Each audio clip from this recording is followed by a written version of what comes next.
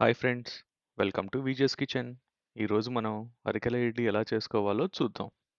ముందుగా మినపప్పుని, అరికెల్ని బాగా కడుక్కొని ఒక 6 టు 7 గంటలు నానబెట్టుకోవాలి. దీనికి కొలత ఒక కప్పు మినపప్పుకి 2 కప్పులు అరికెలు వేసుకోవాలి. కాస్త మెంతులు కూడా వేసుకుంటే బాగుంటుంది. మినపప్పు, అరికెలు బాగా నానిన తర్వాత దీన్ని మిక్సీ పట్టుకోవాలి. మెత్తగా రుబ్బుకున్న పిండిని ఒక 8 గంటలు అలానే ఉప్పు వేయకుండా బాగా పులియబెట్టాలి. పిండి బాగా ఫర్మెంట్ అయిన తర్వాత బాగా గుల్లగుల్లగా ఇడ్లీలొస్తాయి. ఒక బౌల్‌లో మనకు కావాల్సిన పిండిని సెపరేట్‌గా తీసుకొని, దాంట్లో ఉప్పు వేసుకొని కలుపుకోవాలి. ఇడ్లీ ప్లేట్ తీసుకొని అన్ని గుంటలకి నెయ్యి బాగా రాయాలి.